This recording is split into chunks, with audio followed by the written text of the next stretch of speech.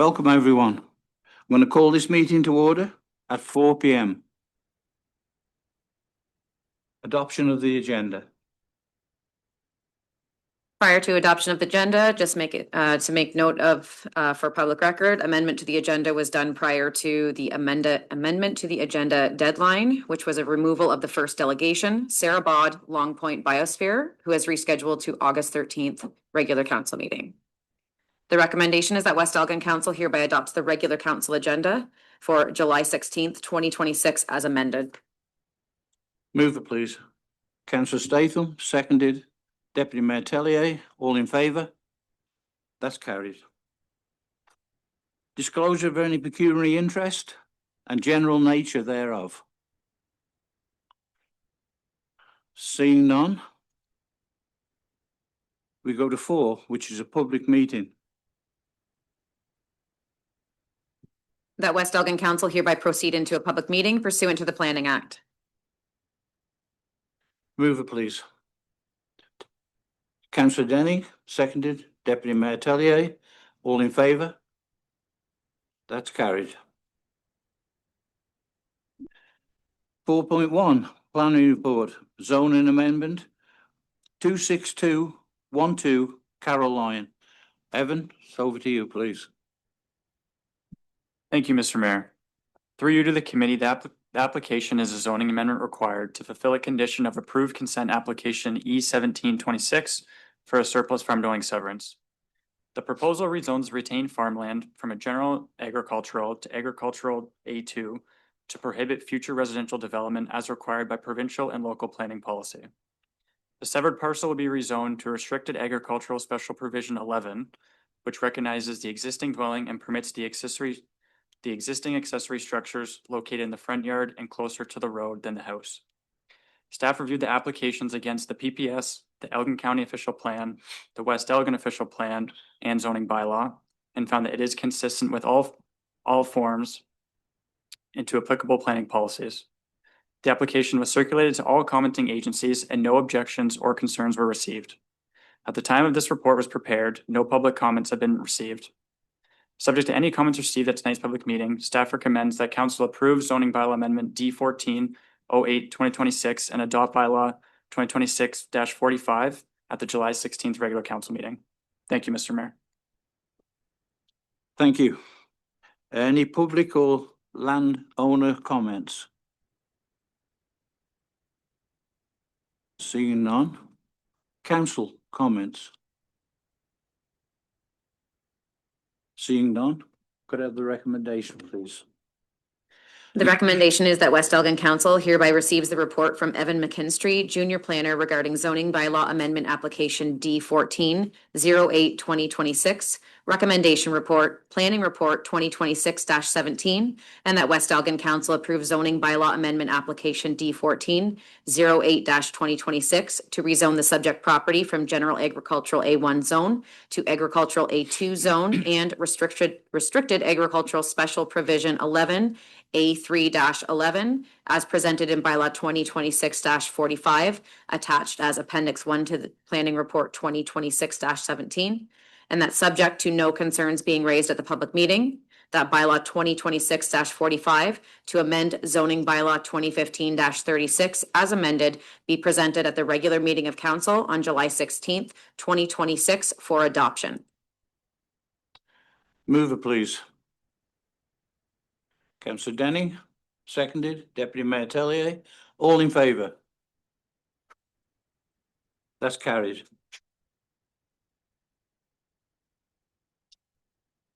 Adjournment of public meeting.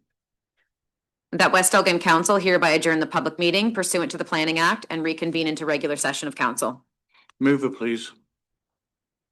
Councillor Sousa, seconded. Councillor Statham, all in favour? That's carried. So we go to delegations and presentations.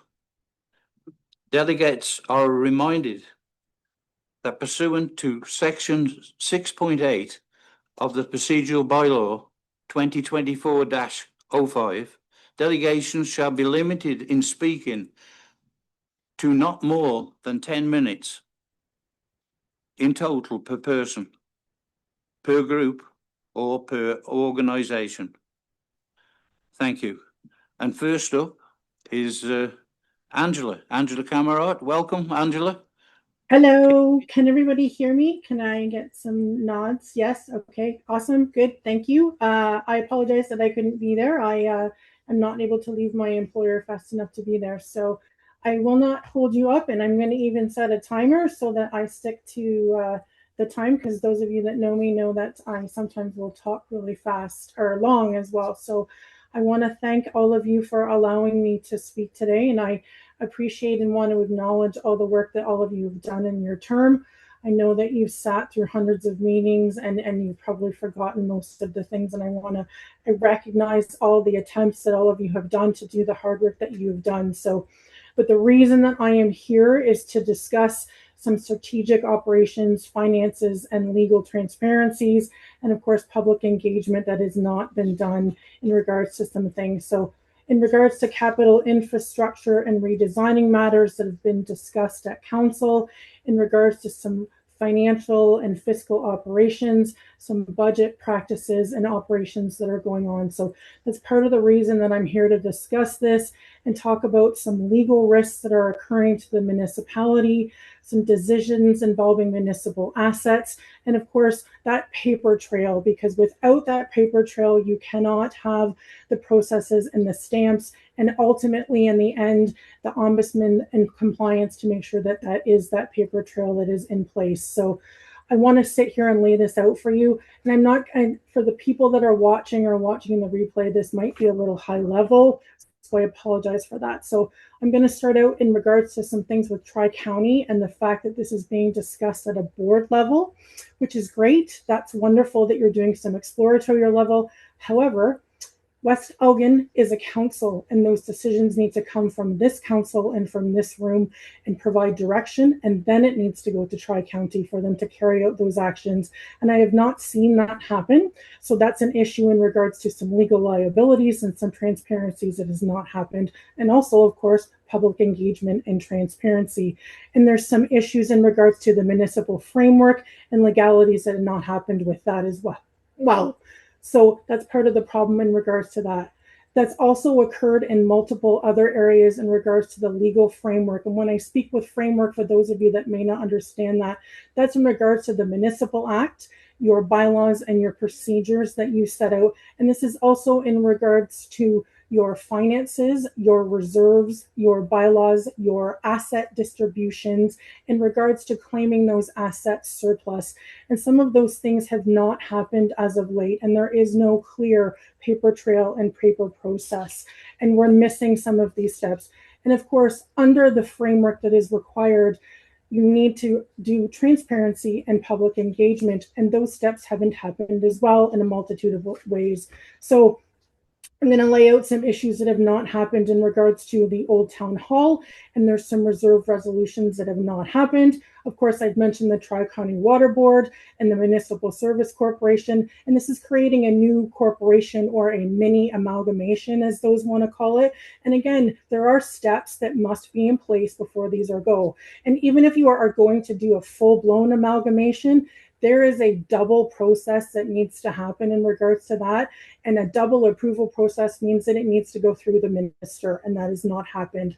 So in regards to the Rodney Playground and Park, that has not happened as well in the public engagement process. And of course, we are approaching that ultimate lame duck time when that has not happened as well. And we are very, very close to that lame duck delegation.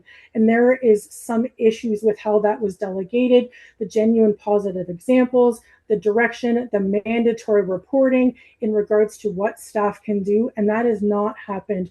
And you know what this all adds up to? This adds up to legal compliance in the public record.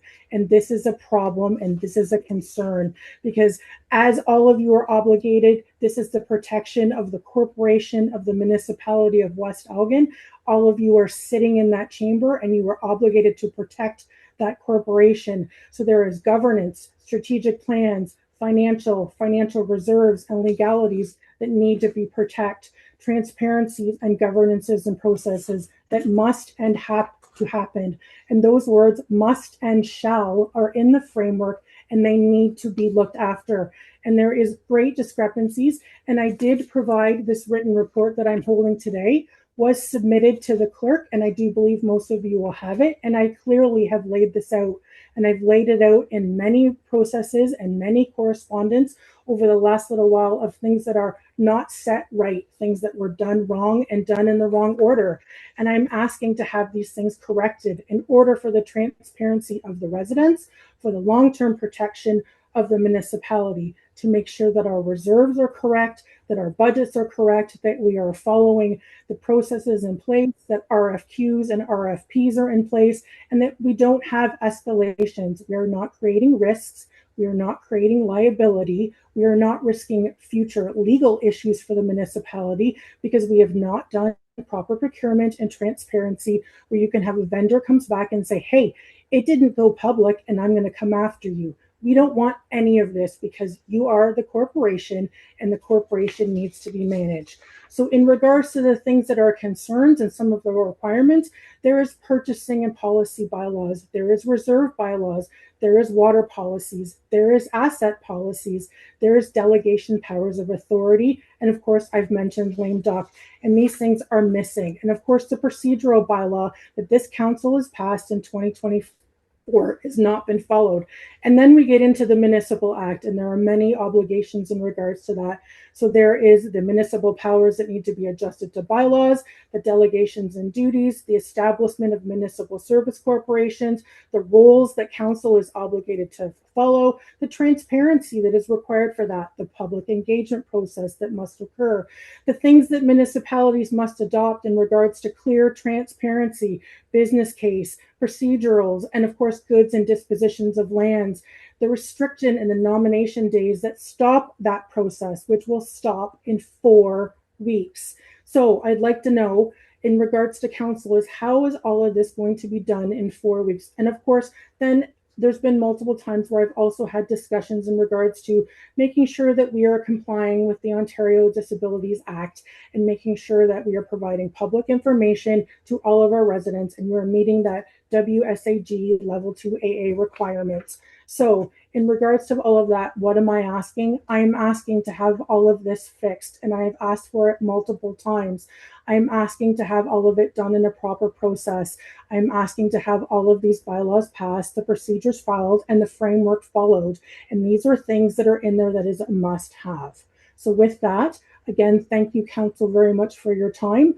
I do believe that my correspondence has laid everything out, and I'm open to taking questions. Thank you very much, Angela. I do know your words have been noted. Can't go any further than that. Anybody? Pardon?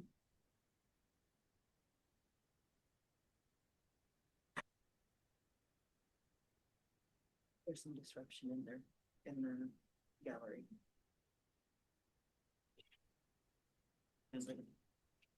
I can't ask them to speak. No, No. no. Okay. Councillor Statham. has a Okay. question, Mr. Mayor. Councillor Statham has a question. Mr. Thank you, Angela. You're welcome. It's all been noted. Thank you. Questions from council.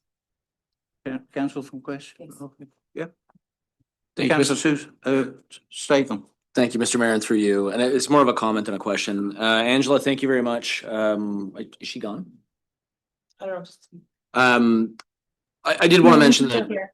Okay, thank you. One of the things that, and I have this verbatim, but one of the questions that, or statements that was made at the Tri-County Water Board, specifically on my part, was what is missing in that case is a balanced business case that identifies both the benefits and risks of each option. And I said that specifically in those exact words at the Tri-County Water Board. So, and I believe staff is doing their best to look into that.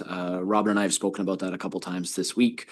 So that's something that is being addressed. I did want to ask staff with respect to the AODA standards for the website. Do we have a timeline for bringing the website up to standards? I'm assuming that this is an issue that we're aware of. Certainly in the agenda package, there is a report on regarding that, and All of the noted items in Ms. Cammert's delegation have been addressed. They were previously addressed. So as, I can get it out. So the new website is built on the WCAG 2.2 level AA, which exceeds the WCAG 2.0 level AA accessibility standards currently required under AODA, demonstrating the municipality's commitment and providing all-inclusive and accessible online experience. However, with all website new creations, there's going to be some broken links, and that has been explained in my report. Ms. Cameron has to. Okay, thank you. Ms. Cameron? Okay. Angela, very quickly, please. Where is the assessment that provides that? I realize that you are making that statement, but actually under your obligations, you're actually required to provide an assessment and evaluation. Where is that assessment? So that is also something that you have asked for in your MFIPA request, which will be received to you within the 30-day deadline. And that's going to be published for residents to see as well, because that is a requirement under the legislation. That will be published.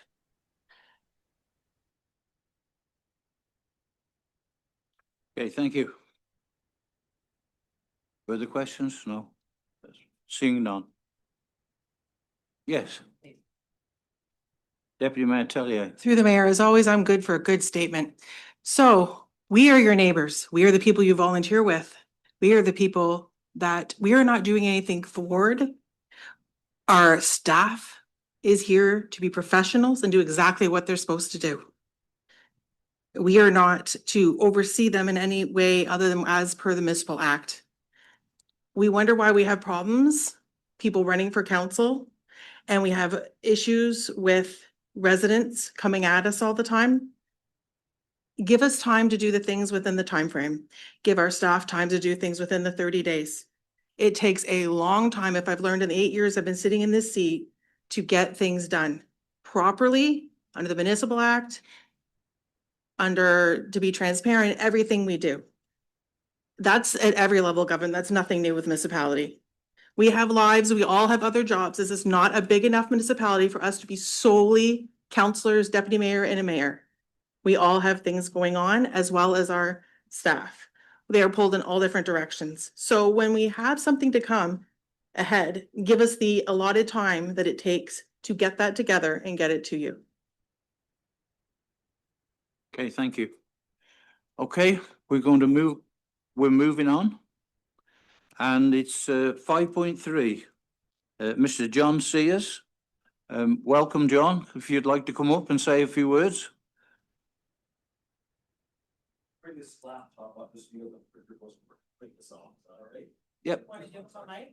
Oh, Evan, yeah, we don't have an extra one.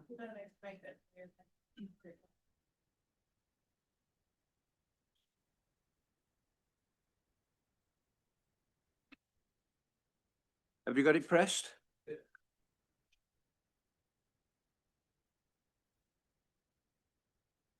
that good there? There you go. Okay. So hello, I appreciate the opportunity I've been given this evening to address the sale of the original playground equipment at the Rodney Park. A little bit of background. My name's John Sears, for those of you that don't know me. I'm a resident here in Rodney. I have children who play on the existing playground at the Rodney Park. I'm one of the donors who contributed to the new playground that is currently being installed. In October 2025, before deciding to donate to the new playground, I met with a member of the Rodney Park Revitalization Committee. I was shown plans for the new playground and I was able to ask the member specific questions. The plans made it clear to me that the new playground was geared toward a demographic younger than the original playground.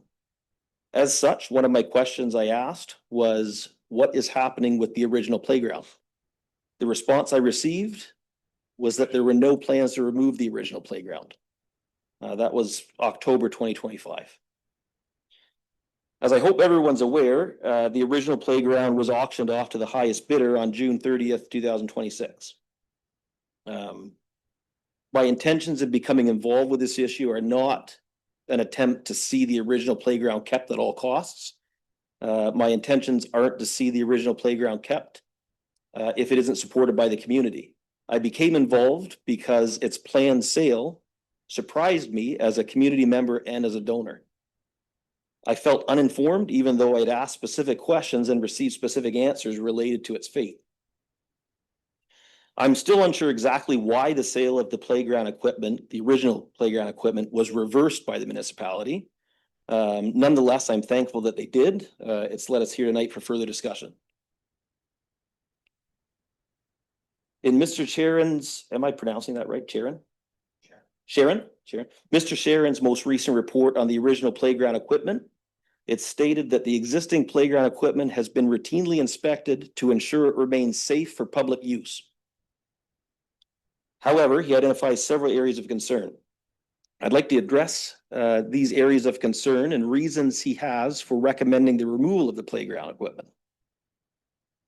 Mr. Sharon's report states that the equipment is approaching the end of its serviceable life, exhibiting deterioration due to age, weather, exposure, and normal wear.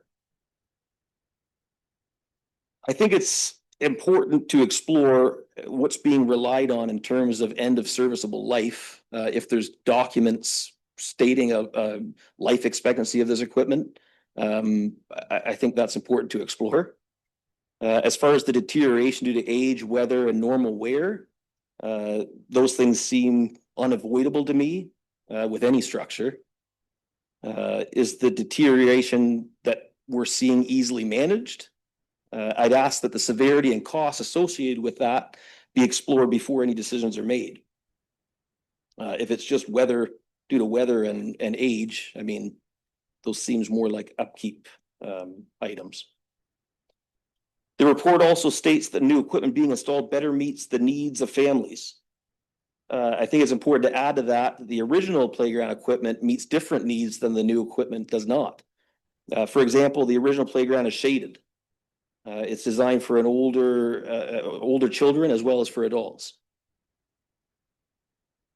Further, the report states that the existing equipment is no longer of the same vintage or design standard as the newly installed play structure. I mean, given the fact that the two structures are located quite far apart, I'm not sure this factor outweighs all the reasons that we may have to keeping the existing equipment. I walked by it just now and I think it looks pretty good from the road, the new equipment and the old equipment together. But the report further states that the equipment requires annual inspections to remain compliant with applicable playground safety standards and that these inspections cost in excess of $2,000 annually. I was interested to read this. When I reached out to the certified playground inspectors, which I didn't even know existed until I looked into this, I reached out to approximately 10. I got emails back from most of them. And the cost of a full inspection that I was quoted, which included drop tests, a written report, and estimates of any standards that need to be brought up, estimates for those repairs. The report and all of that was $295 plus a $75 vehicle charge, as there's none local. I mean, obviously that's a big difference. $400 versus $2,000. In terms of repair costs, the report explains that the costs vary depending on the condition of the equipment and replacement parts required. And further goes on to say that the typical repairs cost between $100 and $2,000 per repair. It also says that it's in good condition and it was inspected annually to make sure that it was safe. So is this $100 or $2,000 repair? I feel like we need more information on what exactly is wrong with it, if anything. Is this a $100 repair this year and we don't have another for 10 years? I don't know. The cost to install this type of equipment, as we know, by the new installation is $300,000. Some cost to maintain something like this has to be expected.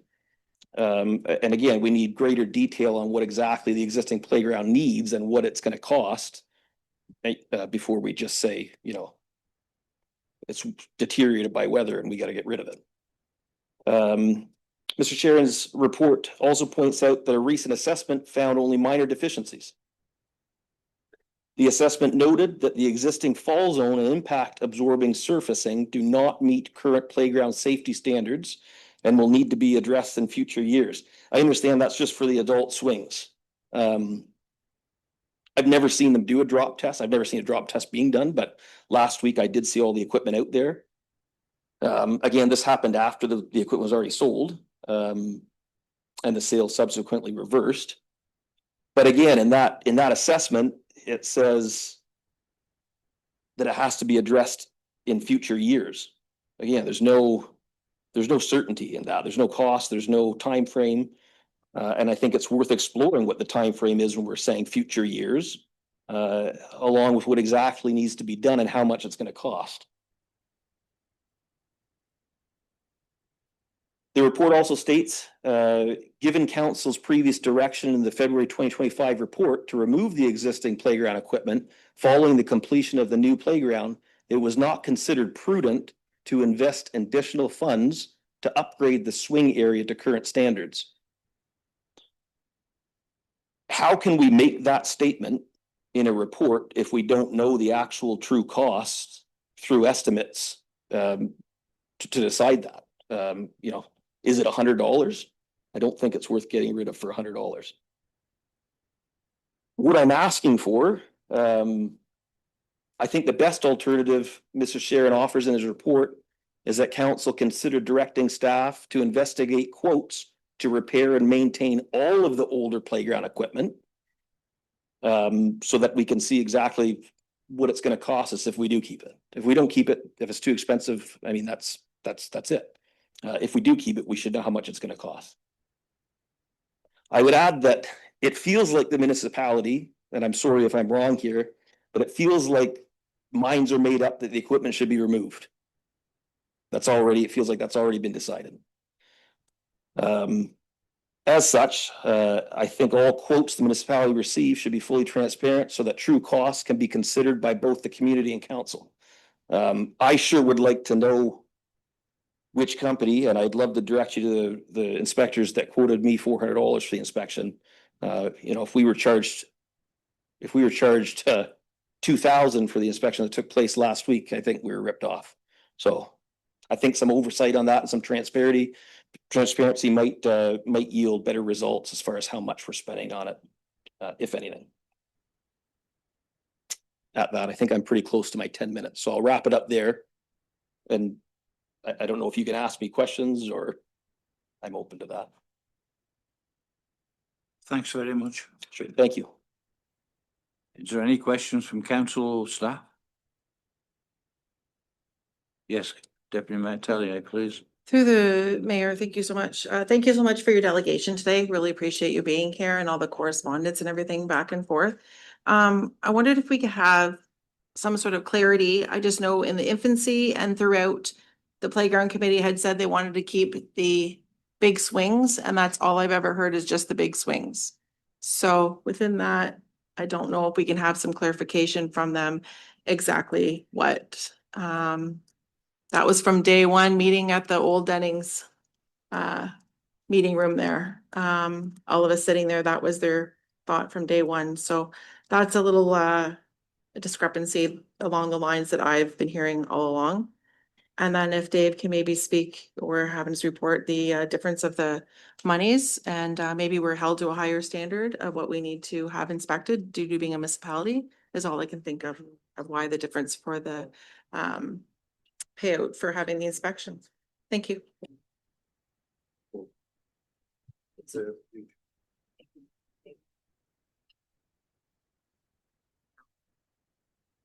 need a motion to bring that report forward.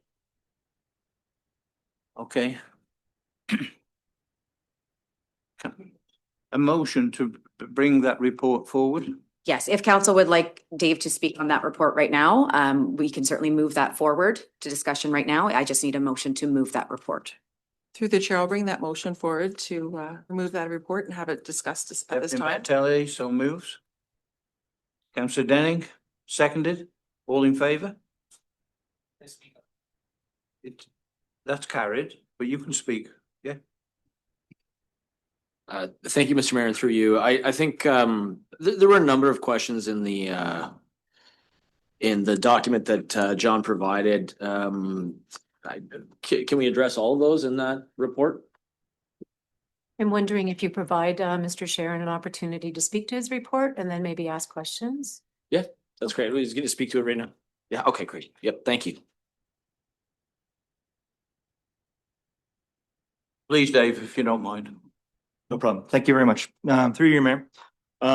The purpose of the report is to seek council's direction regarding the remaining of the older playground equipment at Rodney Park. Thank you, John, for going over most of my report today. And as we were going through it, we got the new funding from the Trillium Grant, and it would provide modern accessible equipment and inclusive play for the community. Older playground equipment has reached the end of its expected service life, and it continues to require annual inspections and ongoing maintenance, which John indicated. Recent condition assessments of the older swing set, that's the only assessment that we got done at the time, because it was believed because of the issues that have happened lately that we had done had a fall zone issue, and it currently didn't meet playground safety requirements, and additional investment would be needed. The pricing for that one individual inspection was under $300 for the inspection done for the one individual playground. The additional inspections for the entire playground, that does range over $2,000, as we've had it done in the past at that park to get all the equipment inspected. So that's the basis of the pricing that it was originally given in the report. Should council wish to retain any older equipment, staff would return cost estimates and additional funding to approve for the 2026 budget or the 2027 budget as we move forward. And to address, if you have any questions, so I can answer them individually, we can continue that. Thank you. Now, yes. Councillor Denny. Thank you, Mr. Mayor, and through the chair, Dave, thanks for the report. John, thanks for being here and presenting your delegation. Dave, what's the difference between repairing equipment that has not met its life expectancy versus repairing equipment that exceeds, once it's been determined that it has exceeded its life expectancy? Is there a difference? Some of the different charges or repairs needed are like there's metal showing on swings, chain links that need to get replaced. That's why there's a large range between the 1,000 and the 100 cost and the 2,000 cost.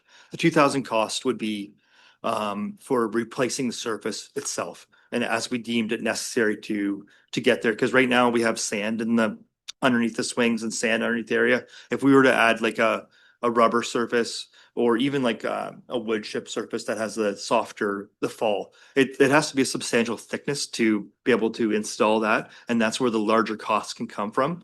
But basically, I wanted to bring this forward so council has a decision to be able to look at, are we going to keep it on life support and keep adding these things on as years go on? Because these changes could come up at any point in time where we'd have to put the additional work in, and we still have to pay that annual inspection fee for that individual equipment. Along with now, when we introduce the new Trillium Park, we still have to get all that equipment inspected as well. So that's additional costs that keep running forward with our equipment that we have.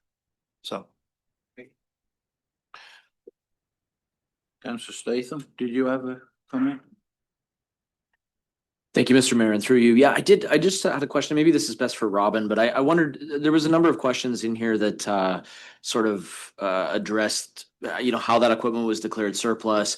I wondered, Robin, are you able to maybe expand upon the asset disposal surplus policy for the community to understand how that process works? If there's a financial threshold that we need to meet to get there? If I might, Yes, Mr. please. Mayor. The understanding of the disposal of the equipment came previously when the report was brought towards council. And in that report, it was discussing removal of the old equipment. And I believe at the time, the idea was to place the new equipment in the same location. Those ideas changed over time, and the new equipment was placed in a new location, and we still had the old. And so our understanding has always been that council's direction was. I will express apologies that we missed the swing, and we recognize that the community did ask for the swing. And so therefore we stopped and went back to look at the swing set as a separate to the rest of the equipment. The disposal and obsolescence and damage of surplus equipment is within the procurement policy bylaw. It is noted there are no thresholds noted as to, at this level, these are the steps. And I just removed myself from that page. 1 second, please. So it notes in general, it's the responsibility of the superintendent or the CAO to identify and dispose of obsolete, damaged, or surplus equipment in a timely manner. And the process is we first look to see if that asset can be used within other departments. So it may no longer have a need.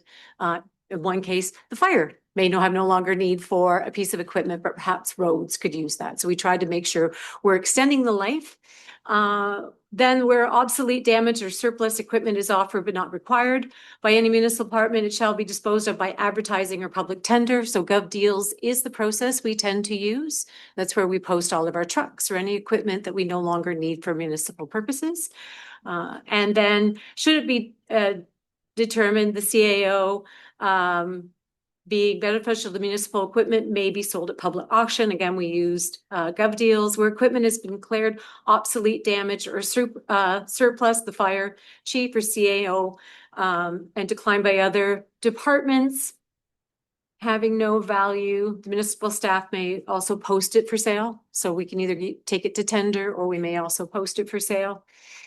And where municipal equipment is declared surplus, that is of specialized nature, public advertisement and sale of tender is not required. The CAO is authorized to negotiate with interested parties and report to council. So if that's where we know that general public probably would not be purchasing this, however, we may just have a sole purchaser, then the CAO would proceed to negotiate that. And that's much like a sole. So there is no thresholds as to when and where.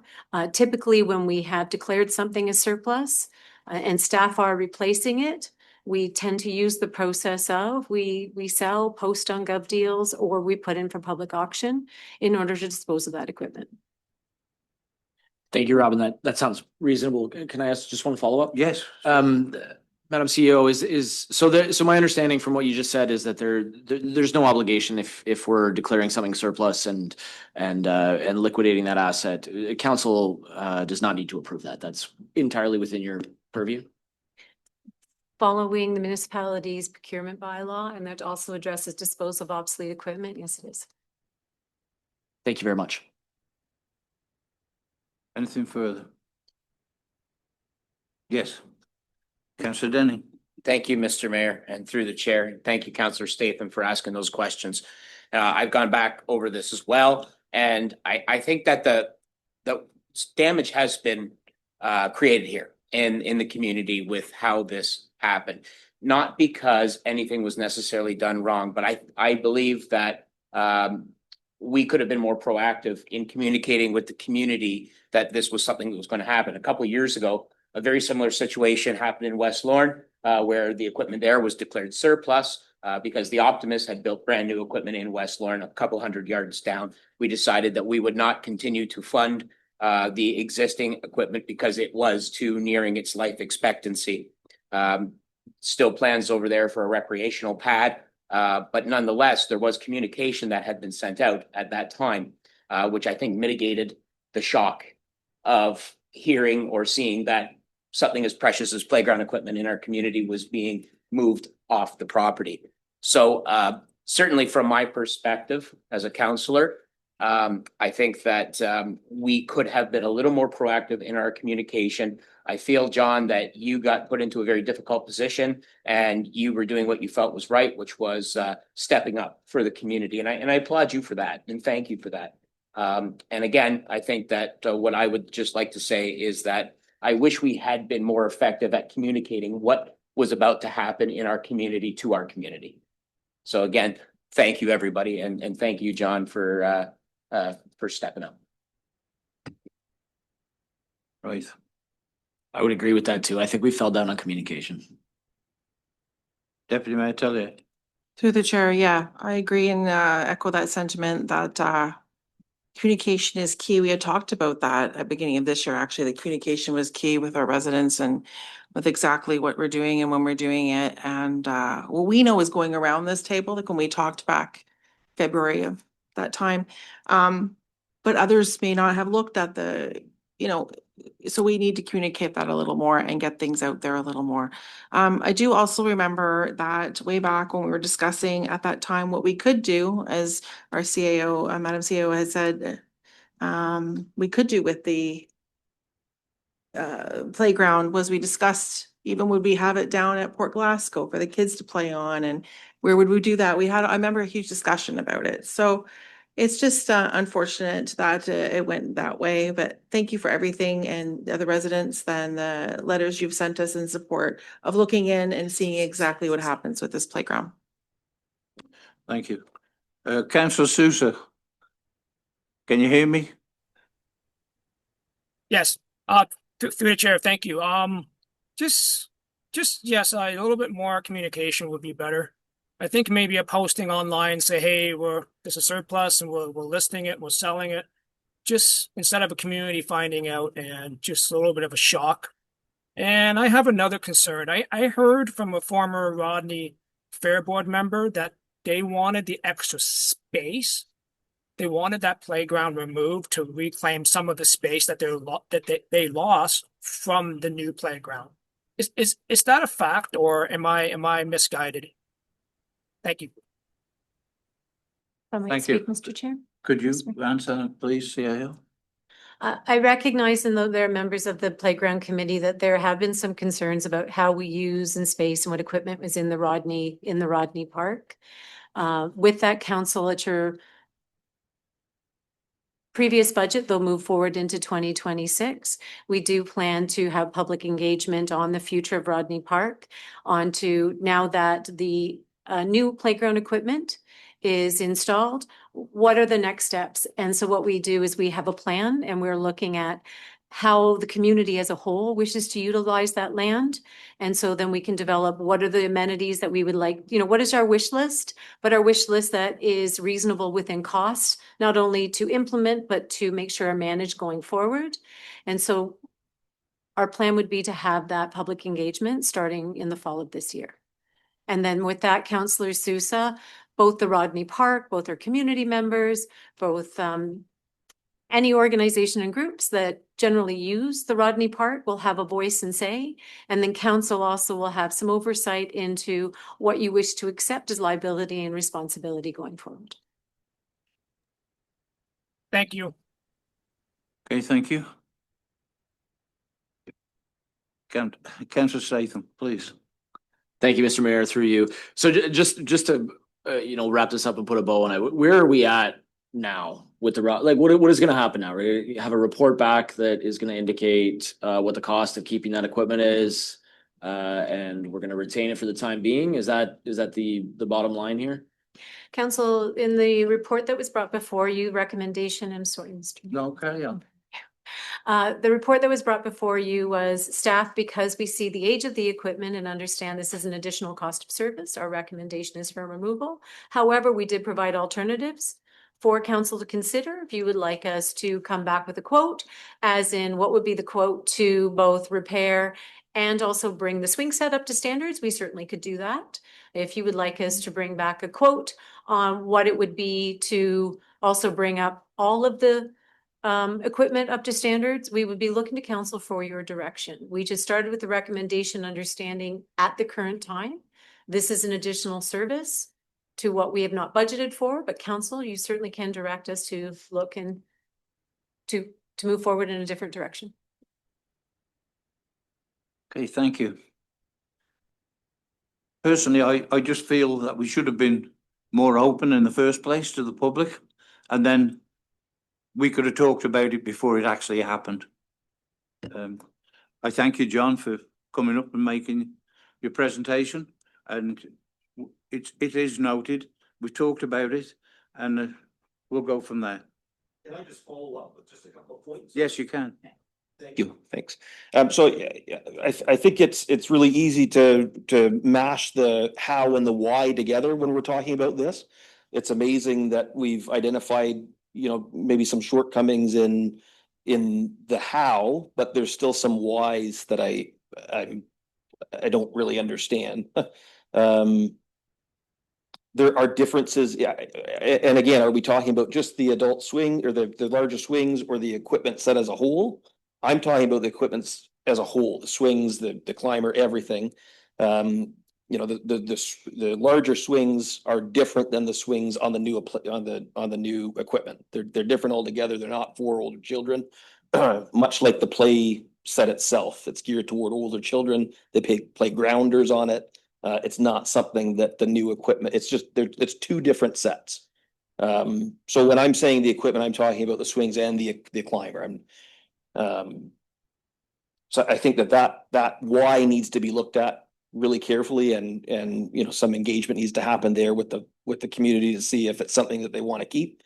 The quotes are great. I think, as I mentioned, that's a great idea to put the quotes out there and let's see how much it's going to cost.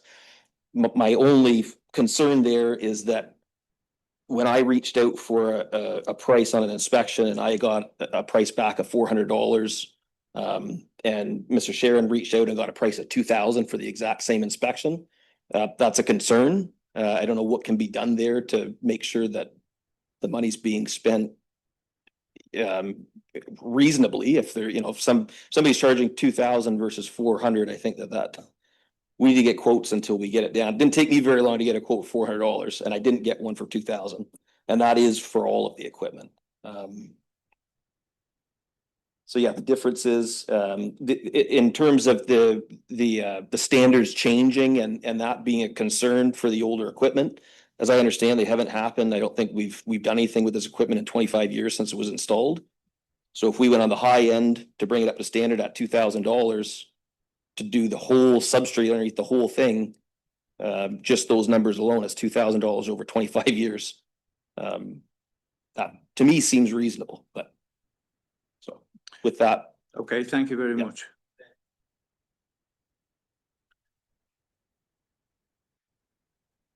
Deputy Mayor Tellier. Thank you through the chair. Thank you again. So we have before us the recommendation. Is that what we're working with right now out of Mr. Sharon's report? I think it's coming up later in the council meeting. No, We'd already moved it before. That was the motion I made, and yeah. So, yeah, we're looking at the recommendation now. So,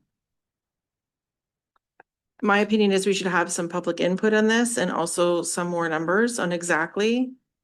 Yeah, well, The recommendation would be for having that removed, repaired, and what the wishes are of the residents who own the playground. Because you own the playground, it is your playground. So yeah, just looking to see exactly, it says if council wishes to proceed with the maintenance of the equipment, funding be an additional expense above the 2026 budget. So where would that come from? Parks and Rec, or what budget line we would be looking at for that? Council, if I can make a recommendation based on some of the conversations that I'm hearing, we do have a public engagement that will be proceeding this fall. And perhaps that's the public engagement that we can look at the park as a whole. And so as part of that public engagement, we can say, is this a piece of equipment that the public as a whole wishes to keep? Or in the general design of the park, is this something we wish to remove? So I'm wondering if we could lump that in. And then perhaps what council likes to do at this moment in time is direct staff to go back and get you quotes on what would be the repair to bring both the slide and the equipment up to standard. So then you're understanding what is the additional cost to those. And at that time, then we can provide council with some directions as to what budget this may come from. So I'm wondering if your recommendation would be for to direct staff to include assessment of the playground equipment as part of the overall park public process, and to direct staff to come back with quotes for remediation, repair, of existing equipment. If that would meet your terms, Councillor Tellier? Yes, that would work out just fine to do that. So do I need to make that motion or you have the wording down, Madam Clerk? Okay, You don't want to do that now after the recommendation? she's rewriting it right now. We're gonna go with that.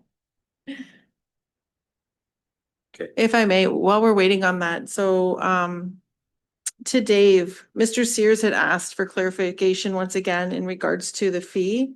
So that fee included like staff time, other things to bring it up to the 2,000 and upwards mark, correct? Yes, that it all depends on what items are identified in each repair. So if we do the repair on the swing set, like if we bring the surface up to code, it'll be around $2,000. If there's swing sets, chains that are broken that we need to upgrade, or there's swings that we need to upgrade, those are minor costs that we can itemize as we go. As for the rest of the playground, we did not have that inspected up to date, and we'd have to get that inspected, identify the problems, and then be able to get a quote to repair those items. And that'll bring us get us a wholesome price to be able to do all that. Okay, but I don't think I was clear. I think he was looking for, if I'm not wrong, the initial price for it to be inspected. He called around, it was 150 plus gas, and then I think in your report you had it was more than that to have it inspected. So he's just had a great question about the discrepancy between $300 and $1,000. Yeah, Whatever.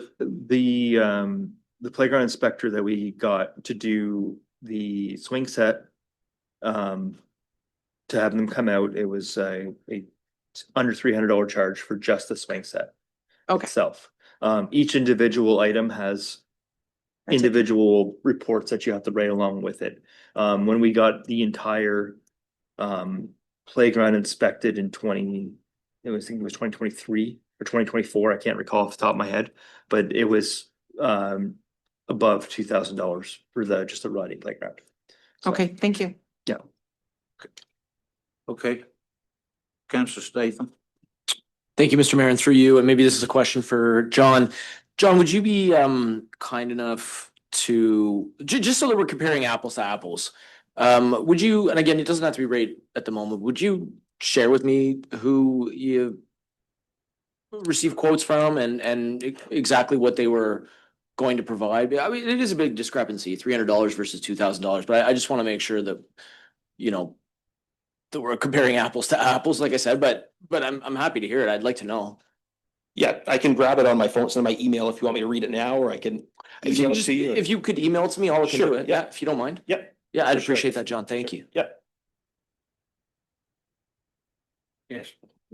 I'm wondering, Councillor Statha and Mr. Sears, making sure, as you said, apples to apples. For the municipality's sake, we do have to have reports that are returned. So I guess it's understanding, do reports come with, like, what are the type of the reports? Because ours are for insurance purposes. Again, sometimes when there's general inspections or inspections from a municipal standard, we tend to see discrepancies because we have to go to certain inspectors in order to have the work completed. But it would be interesting to see who we are receiving that information from for our own sort of Rolodex of who else we might be able to reach out to. Yeah, that's exactly why I was asking the question. I agree. I just want to make sure that, you know, we're getting the best value, but also that we're getting the services that we need. So thank you. Yeah, so I didn't know that this was a thing, a certified playground inspector, until I looked into this. So the inspectors that I reached out to were all part of this accreditation. There's a list that you can go down and call different ones. Like I said, I emailed and called about 10 different ones. And I think the one that was $400 was out of Brantford. And inclusive in that cost, that $400 give or take cost, it was like $275 plus I think a $75 vehicle charge. That included the inspection. It included the drop test, which I had never heard of before.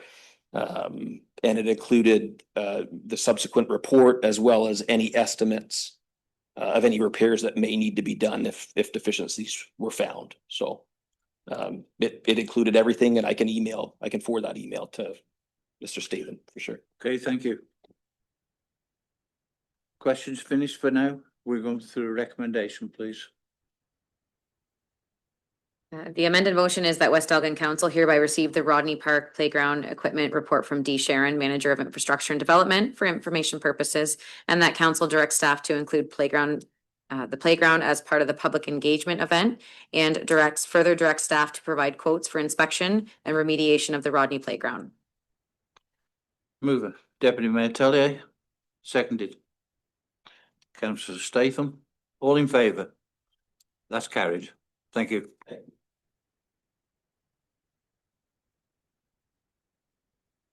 Okay, so moving on, adoption of the minutes. Where I need to be.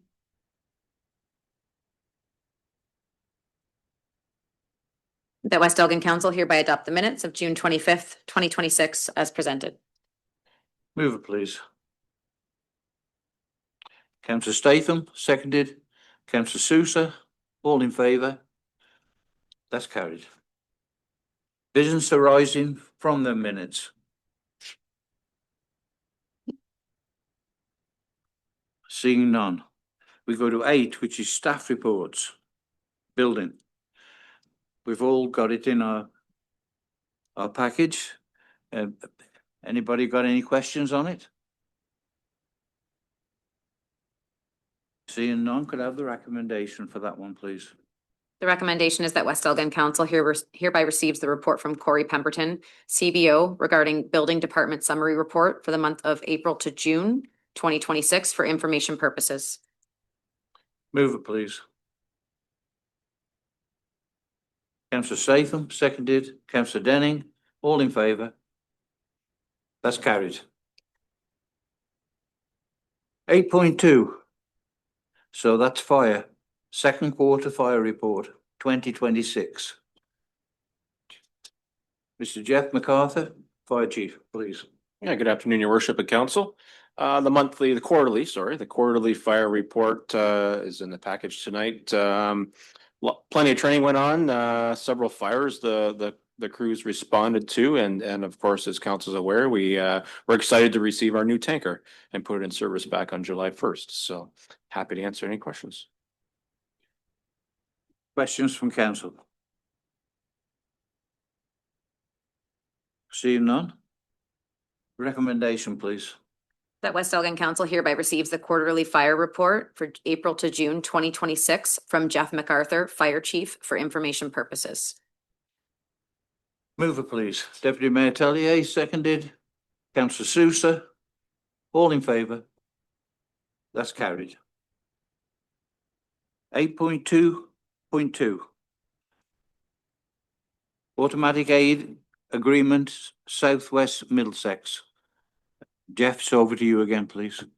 Thank you again, your worship and council. So council may not recall back in 2021, a report was brought forward and approved with a recommendation to move forward on an automatic aid agreement with Southwest Middlesex based on closest station response times for those two areas indicated in the report, and particularly Beatty Manor retirement residence, which is a vulnerable occupancy to us. So the report outlines the benefits there, the area around Wardsville based on the fire station, and also an area that the Glencoe station would respond to, again, based on logistics that matches an agreement that Dutton Dunwich has for the same area. So happy to answer any questions on this.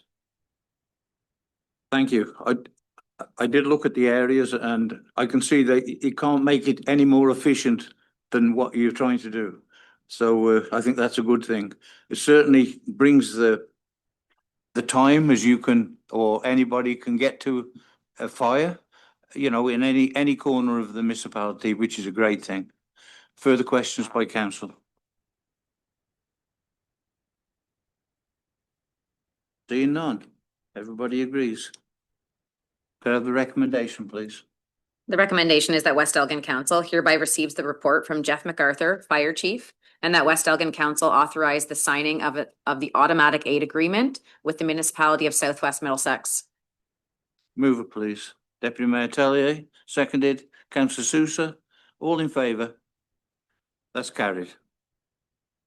So we go to 8.3, infrastructure and development. Second quarter infrastructure and development report 2026. Dave, it's over to you, please. Thank you.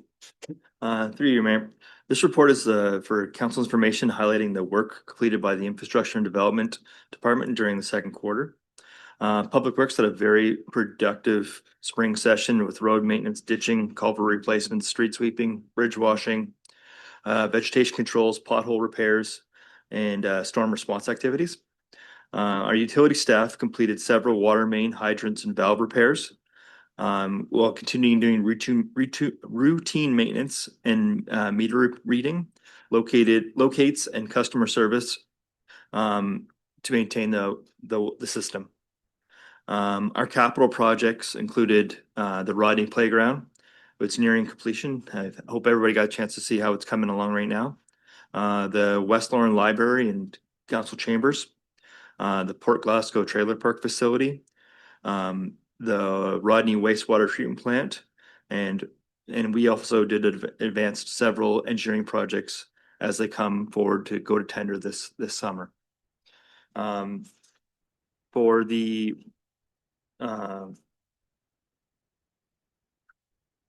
we also completed the garbage collection RFP, and it's out being awarded at the contracts have been signed and will begin August this year. So we'll be expecting some roller tin or rolling carts out for every toter carts soon, along with the RFP for the Old Town Hall, which has been out for RFP right now. We should be receiving that those reports in on July 28th this year. So that'll be hopefully rolled out this summer as well. So does anybody have any questions? Questions from council? Yes, Councillor Statham. Thank you, Mr. Mayor. Through you. Thank you, Dave. That's great. I noticed in your report that the dust suppressant, the brine program, that's been a topic of discussion every year. And it says in your report that there's only one concession remaining for completion. There was, now it's done. It's done now. Yeah. So the brine has been applied throughout the municipality to all gravel roads. Correct. Yep. Excellent. That's amazing. Thank you. Yep. Further questions? Deputy Mayor Tellier, please. Through the chair, I hate to bring attention to it, but for several months since Valentine's Day, the two stop signs, both going east and west, have love notes on them. Someone to their beloved, please stop loving me, or don't stop loving me. I don't know what they say. I'm wondering, I know the cost of signs is a lot, but I'm wondering if we're having those washed, repaired, whatever it is, at the two stop signs there. I will take a look at that and see what we could do. Can't miss it. Yeah. Thank you. Further questions? Seeing none, the recommendation, please. The recommendation is that West Elgin Council hereby receives the report from Dave Sharon, Manager of Infrastructure and Development, for information purposes. Move it, please. Councillor Denning, seconded. Councillor Statham, all in favour? That's carried. 8.3.2, West Lawn crosswalk update, please. Dave. Thank you. Through you, Mayor. After, I think this is my third update for this project, so hopefully this is the last. If anybody has any questions, we'll continue talking about it though. This report is responding to the requests for the pedestrian crossing street in West Lorne, and working with Elgin County to get the study done. The county was out, they did a peak pedestrian traffic survey while school was still in session in this spring. The numbers behind it did not warrant any crosswalk. And and staff recommends, there's recommendations made for upgrading curbs to current accessibility standards and adding additional paint lines to the roads throughout the municipality, as we are gonna be doing our line painting contract later on this year. After they're done, we can look at different additions for crossing the streets as well, as through Book 15. The Elgin County is planning a future reconstruction of Main Street, which will include a comprehensive review of the pedestrian facilities and accessible through traffic control options. So if anybody has any questions, please let me know. Deputy Mayor Tellier, please. Thank you through the chair. I thank you for this report and the time that went out for it and for the motion from Councillor Souza about the crosswalks. I think we go through this every 3 to 4 years. I don't know. We've gone through it a lot, requests for crosswalks. I'm worried about the traffic. I live in Rodney, so therefore I see it more often. So that just might be the case. But on Queens and Furnival, near accidents the other day, pretty sure there would have been a fatality. No word of a lie. And someone in my household had a near accident on that same road. I get the most phone calls about that road than anything, right at that intersection. So it's great that there's a report. It's great that they did their research and everything, but come sit on it for an afternoon from the county's perspective. And it's a very different story. Drive it every day, very different story. Can we put a sign? Can we look at something else and then bring it to the county other than a crosswalk at that corner?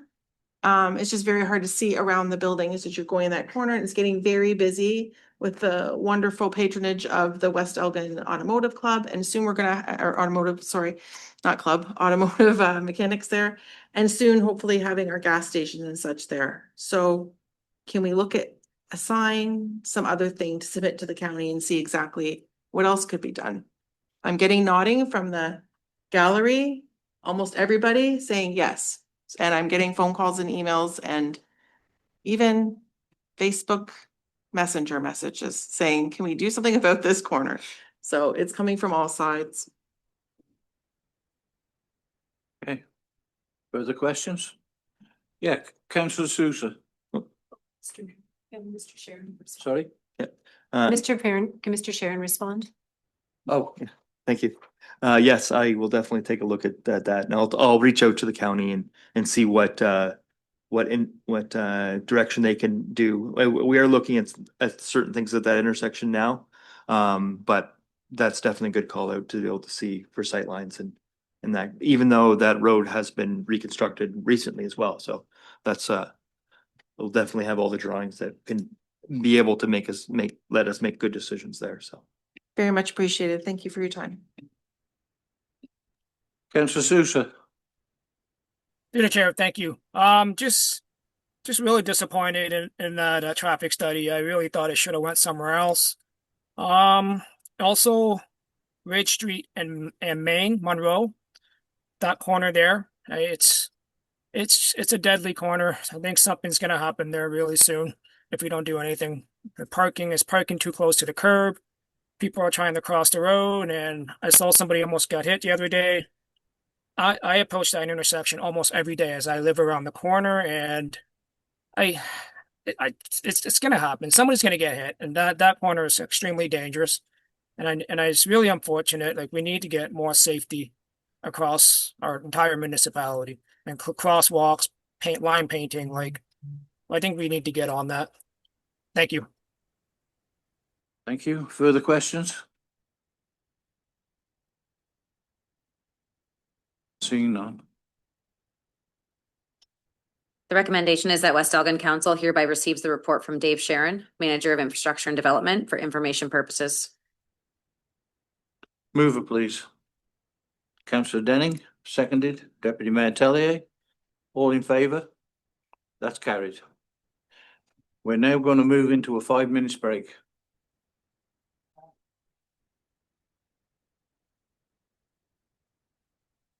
Okay, we'll continue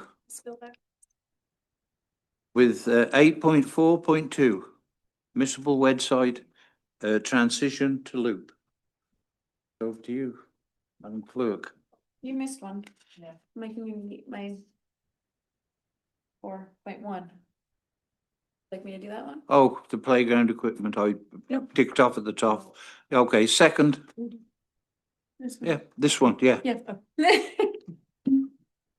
Okay, we'll go back. 8.4.1, second quarter community services and clerk's report for 2026.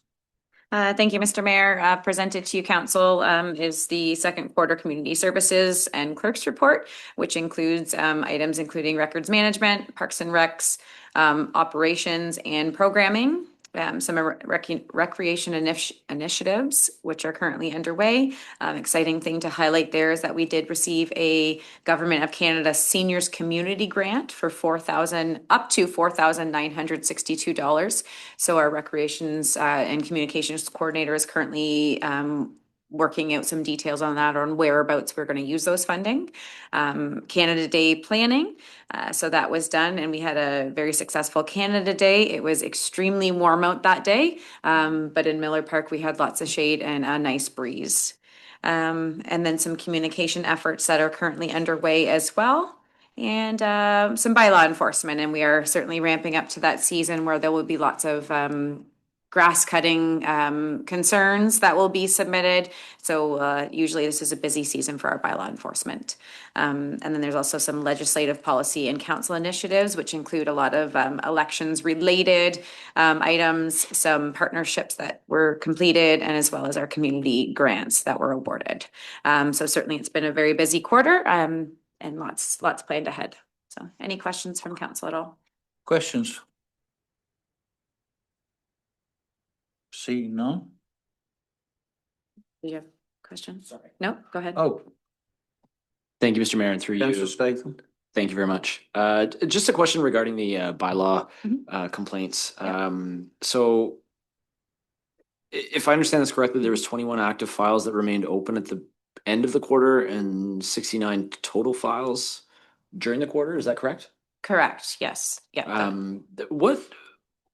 What relates to the files that were not closed? I mean, a quarter is 3 months. That's quite a bit of time. Mhm. Why would there be so many active bylaw complaints that were not closed during the quarter? Yeah. So this, I don't have the details right in front of me, but there is going to be a bylaw report coming to you very soon to council, so I can give you that full breakdown of what has happened. I plan to do the last 6 months.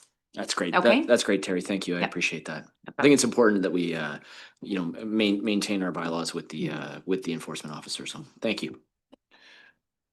Deputy Mayor Tellier, please. Through the chair, thank you so much for this detailed report. Kind of piggybacking on what Councillor Statham has said there, and you yourself, clerk, saying that you're going to have a bylaw report coming up. I'm wondering if we can have some details or how this works about I call them bounce back animal issues is what I call them. I don't know what they're really called. But when there's a dog, it goes to the pound. The pound keeps it for how many days? Someone comes and gets their dog back, and it repeat all year long. How do we capture that, or could we capture that in that report? So currently the canine control is contracted out to the Southwest Middlesex Animal Yeah. Shelter. Julie I or want to say whatever. the Glencoe. Jody. Yeah, Jody, yeah. So that is separate from bylaw enforcement, but certainly I can encapsulate that in my review when I do that as well, because Okay, that'd be yeah. great. Yeah. Yeah, I know it was contracted out, but I know that many people have also called bylaw to ask. Yeah. Because I don't think the dog's very friendly either. Oh, no. right, thank you. Okay, yeah. And we have to remember as well that these complaints are coming in weekly. Mhm. Some of them have not been on his desk for 3 months or 2 months or even 1 month. Some of them are fresh. Okay, any further questions? Okay, can I have the recommendation, please? The recommendation is that West Elgin Council hereby receives the report from the 2026 second quarter community services report from Terry Tostyuk, Manager of Community Services, Clerk, for information purposes. Move it, please. Councillor Statham, seconded. Councillor Sousa, all in favour? That's carried. Municipal website, transition to loop. It's over to you again, please. Yes. Thank you, Mr. Mayor, through you to council. So I'll just go over a high level of the report that was presented to council in the agenda package. So the purpose of the report was to provide council with an overview of the municipality's transition from GHD GovStack to the Loop website platform and the process that led to that decision. So this was a deliberate and collaborative evaluation that include vendor demonstrations, regional municipal collaboration with other municipalities, and independent technical advice from our contracted third-party IT provider. As West Elgin does not have internal IT staff, our third-party IT provider played an essential role in providing technical expertise, evaluating the available platforms, and supporting the implementation of the new website. So in March 2026, council approved the transition of the new website, and it was launched on June 23rd. It was a soft launch that went out with ongoing refinements and which is typical of any major website conversion. So through the week following, both of our IT staff and the Loop support was very active with our recreations and communications coordinator to fix all the broken links and ensure that all the AOD compliance, including the proper tags on every picture, was in compliance. So staff are continuing to work with Loop and our IT provider to address any minor issues that are ongoing, improve the functionality, and provide residents with resources to navigate the new website. The municipal website, we are required to meet the accessibility standards so all residents can access information and services, including those using assistive technologies. So as previously noted, West Elgin's new website has been built to the WCAG 2.2 level AA, which exceeds the required WCAG 2.0 level AA accessibility standard, currently required under the AODA, demonstrating the municipality's commitment to providing an inclusive and accessible online experience. So these standards help ensure that websites can be accessed by people using assistive technologies such as screen readers, keyboard navigation, voice recognition software, and other accessibility tools. So certainly if anybody has any other questions or concerns, I'd be happy to answer. Yes, Councillor Denny. Thank you, Mr. Mayor, through the chair. Terry, I just want to thank you for, I know that this has been your baby and you've been managing this, and having gone through 6 different website transitions and data migrations. I know how frustrating this can be because it never works the way they promise you it's going to work. So, and I know that there's a lot of little things that need to be worked out. So again, you have a million things to do. I know that, making sure that the data migration and the accessibility is one of those important things amongst the 100 other things you have to do. So just thank you for your patience, and thank you to the community for their patience as we continue to bring our new website to where it needs to be. And just know that these things do take time. Thank you. Thank you. Further questions? Councillor Statham.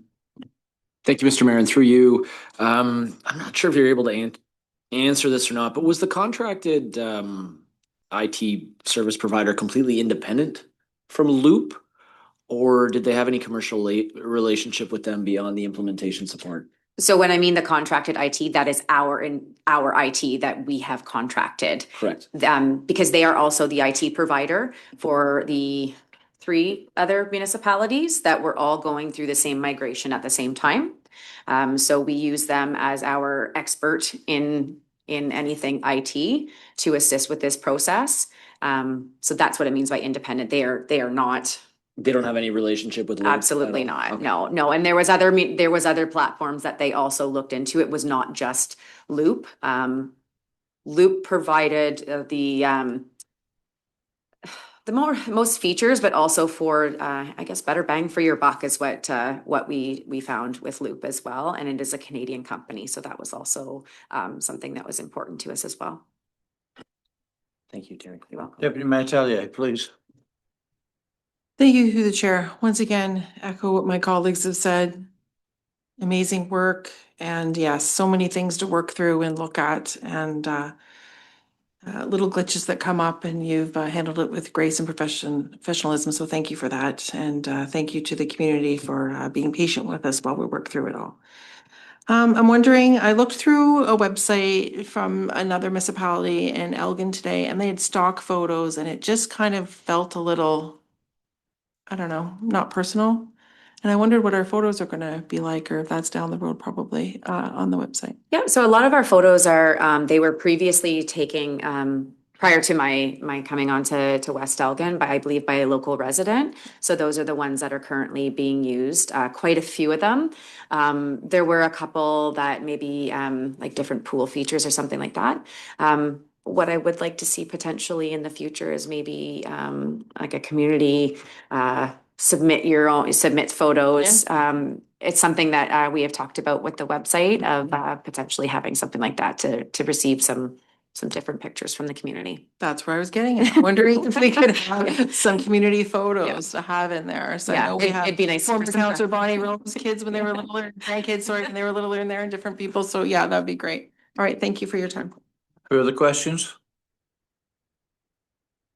Seeing none, we have the recommendation, please. The recommendation is that West Elgin Council hereby receives the municipal website conversion to Loop report from Terry Toshchuk, Manager of Community Services, Clerk for information purposes. Move it, please. Deputy Mayor Tellier, seconded. Councillor Denning, all in favour? That's carried. So we go to 8.4.3, Building Communities Strong Fund. Local Impact Stream Grant, application, arena renovation project.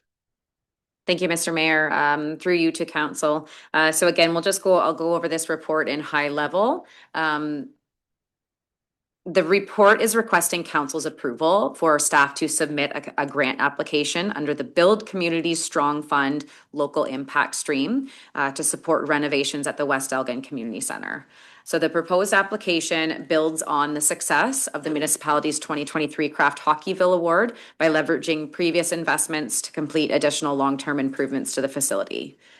So since our previous grant application that was submitted in October of 2024 was unsuccessful, staff have continued to pursue new funding opportunities, as well as the Arena Board has also been seeking some opportunities. So this federal program is well aligned with the project's objectives and provides another opportunity to secure some significant federal funding. The proposed renovations focus on modernizing the arena, improving accessibility, enhancing the energy efficient, and extending the life of the important community assets for all of our residents and user groups. So the Arena Board fully supports moving forward with the application, and staff will continue working with community partners to strengthen the submission through letters of support.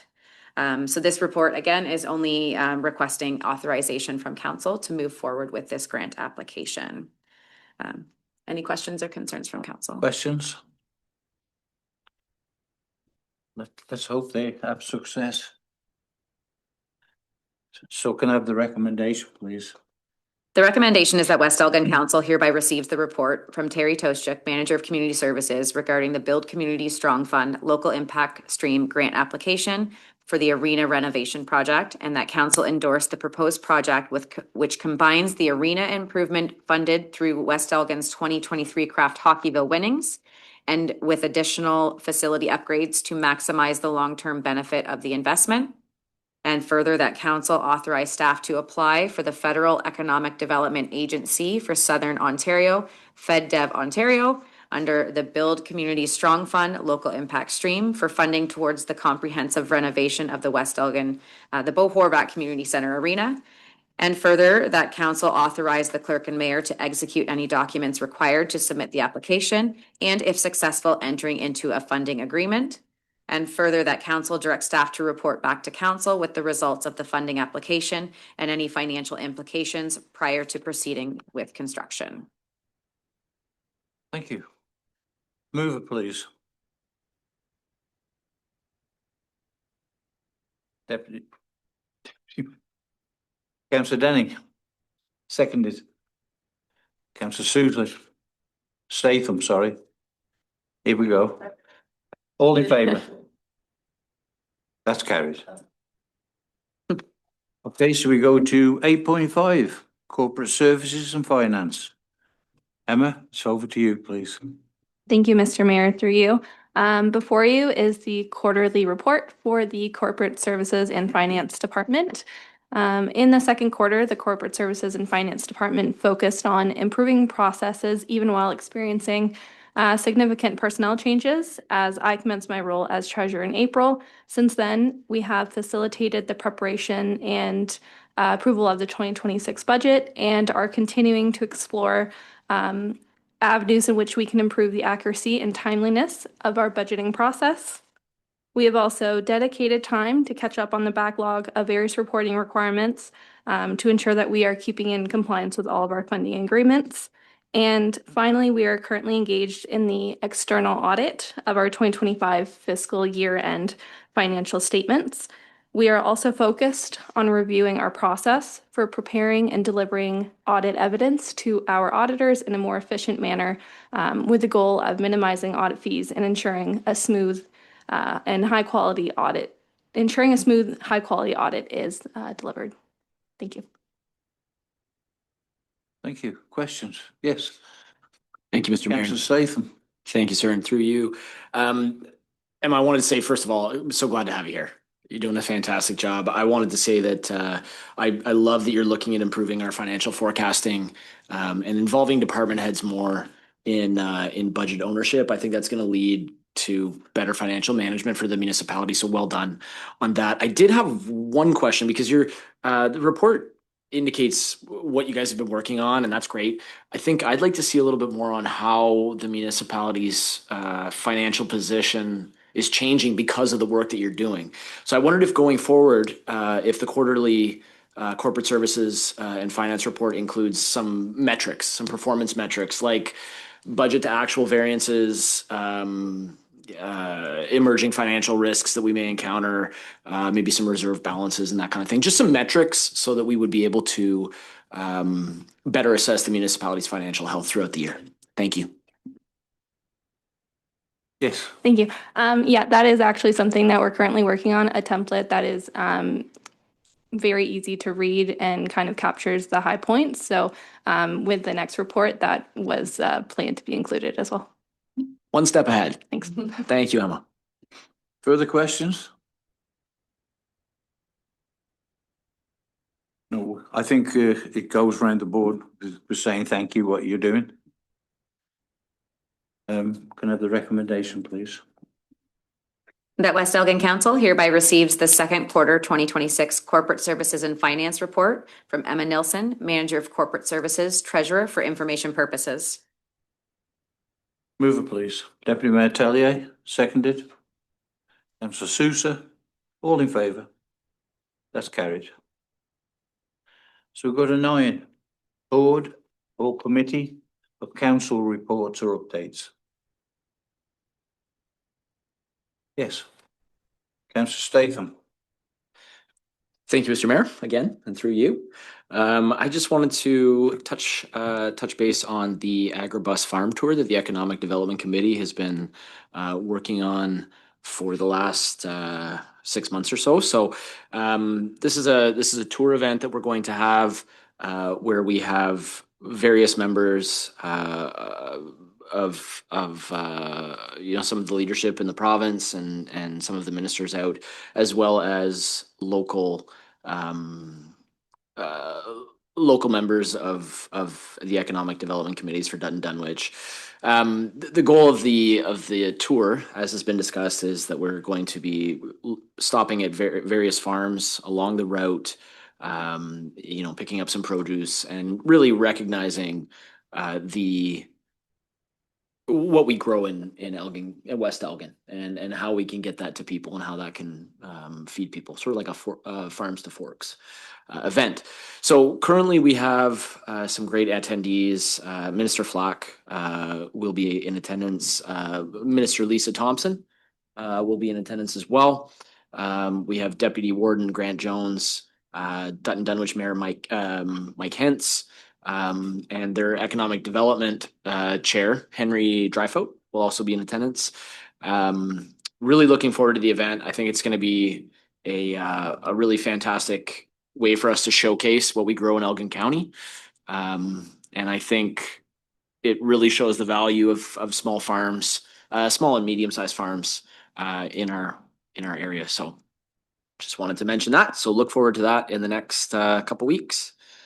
Robin, do you want to add anything? Thank you for that. No, thank you, Councillor Statham. It's just a wonderful opportunity for West Elgin to stand forward and really showcase its small to medium micro farm business and the variety that we have here. Certainly by being able to attract upper levels of government, we have an opportunity to really showcase the value of small farming and how it plays an important role in our rural communities. Thank you. Anything else? Okay, we go to 10, notice of motion. There was none presented prior to the meeting. Council inquiries and announcements. Oh, yes, but Thank you, Mr. Mayor, and through the chair. I think this is a perfect opportunity on behalf of everybody in this room, I'm sure, to take a moment to thank Amy Sousa and all of her planning committee and all the volunteers for the 2026 Roots and Revival Festival down at Port Glasgow. I was absolutely stunned and blown away by the organization, the preparation, the people having an absolutely amazing time, the music, the art, Port Glasgow Marina and Yacht Club being such wonderful hosts, Port Glasgow Trailer Park being wonderful hosts. Amy and her team deserve all the accolades. Each year, this event seems to get bigger and better and better. And I just can't thank you enough for everything that you're doing for our community. yeah, well done.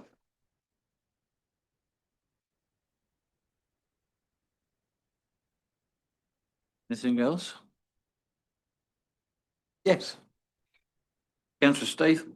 Thank you. Councillor Denning, you took the words out of my mouth. You beat me to it. I was gonna say the same thing. It was such a great event. And it was hot, but it was down by the water. It was a beautiful venue. I think the bands were fantastic. Everybody had a great time. You're right. It was great. It's worth saying twice. Through the chair. Deputy Yeah, Mayor Tully. it was a great event, wonderfully organized, greatly attended. About 3 years ago, I believe, if I'm wrong, correct me. A grant was applied for by former Councillor Navakis with an idea that we could bring people to this area with art, music, and it's grown and grown and grown by this wonderful group of people that are now heading it, and a group of volunteers. So thank you to Amy and all the group of volunteers and everybody that had it there. So thanks once again. Also just wanted to make an announcement. Thank you to everybody on, well, it was a small team for Canada Day that helped me organize. So Cindy DaCosta, myself, Jenna Campbell, our staff member, and then also Megan Bartlett, who couldn't arrive that day and help out, but did help out 100% behind the scenes leading up to it. It was, as noted before, extremely hot, but it was a great, great day. I also wanted to thank Tri-County Water. We had a great tour on Canada Day. It was a busy day on Canada Day of the plant. As noted, it'd been my second time through, but you don't remember everything. That was years ago. And it was absolutely wonderful, blown away, organized. They had a trailer for the kids at the side of the building to go through and see what can and cannot put in the toilet. They actually, kind of gross, but had little trinkets that they'd found in the factory and showed why it can't go through. And very professional, very well done, as well as the check presentation there.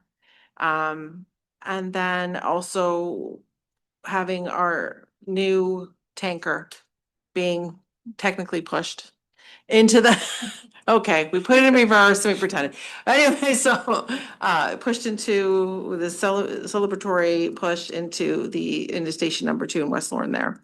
And that was just phenomenal to have that, to see it come fruition when we've been putting money towards that every budget and getting to it. So thanks to everybody for everything that we've had in the past month. It's been absolutely amazing to be in West Elgin. Yeah, thank you for that. Case. Yeah. We're having a pooch plunge. We tried to have it at the Oh, what? we tried to have it at the, so the rec center has organized a pooch plunge. We're trying to have it at the pool. and regulations, whatever, we couldn't have dogs. I tried to do it at the end of the year. I thought the pool's empty, they're closing it up. Dogs are gonna jump in the pool. Come on. That sounds like fun. Put a smile on everybody's face. Couldn't do that. Regulations of some sort. Darn rules. So we're gonna have it. Sasha, I believe is her name, who runs the food, the restaurant down at the yacht club, offered to organize it in conjunction with us. And so it's from 9 to 11 on August 9th. Water pending. I see it's great now, so, but yeah. So everybody bring your puppies down, and I think there's gonna be games and prizes and different things too. You know, dog with the best back float, I don't know. But anyway, it's gonna be a lot of fun though. I think it'll be a lot of fun. So August 9th, 9 to 11. I hope one of the competitions is a dog paddle. I hope Okay.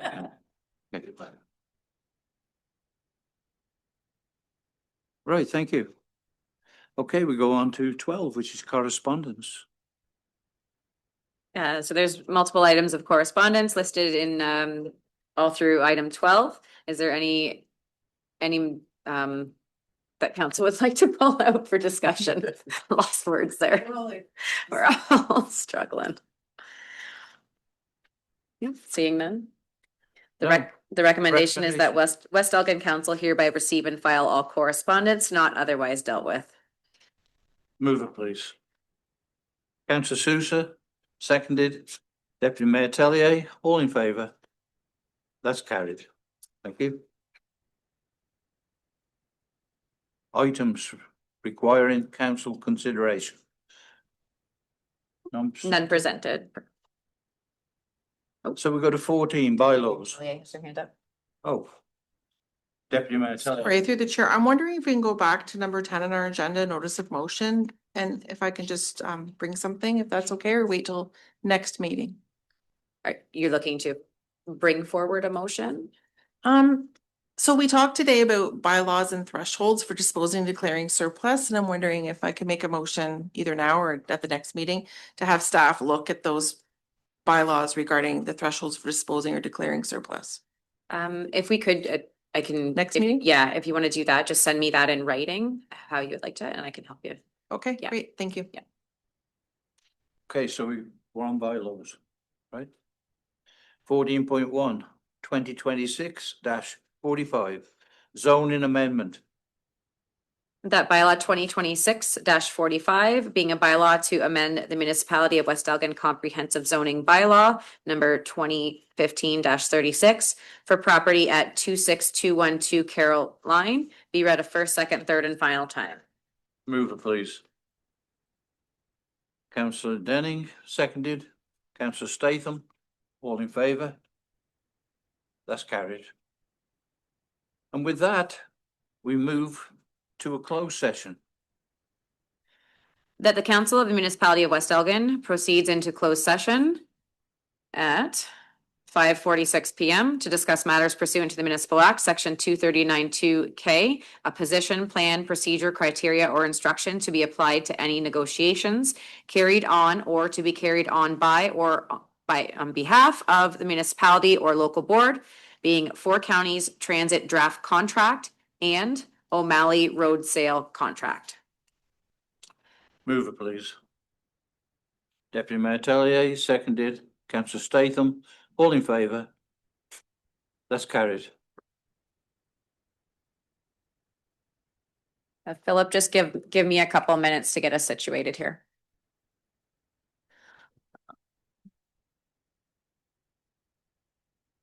So now I need to.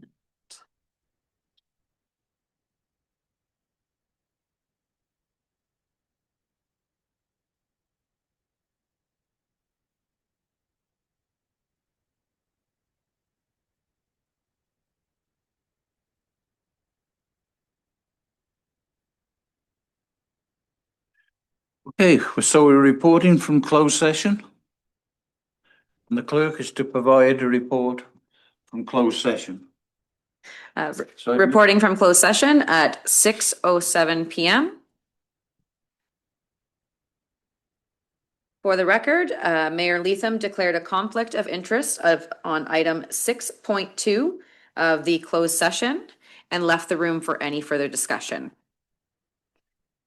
You want to declare a conflict? You also want to declare for this item? I declare a conflict of interest. Yep. For the next item. Yep. I move. So Mayor Leatham has also declared for item 16, report from closed session on the regular council agenda.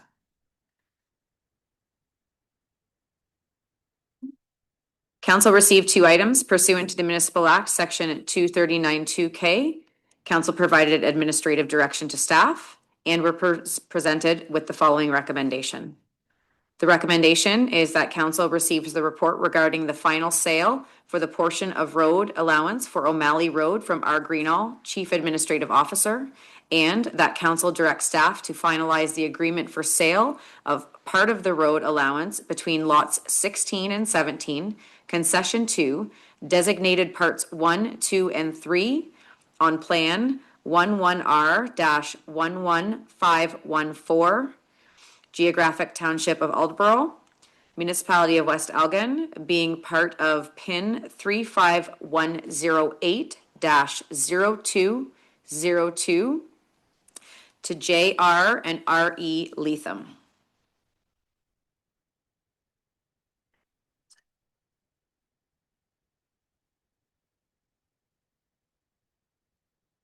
I've moved by Deputy Mayor Tellier, seconded by Councillor Denning. All in favor? Thank you. That's so Yes. moved. Thank you. Someone call Mayor Leatham back into the room, please. Please come. Oh, all right.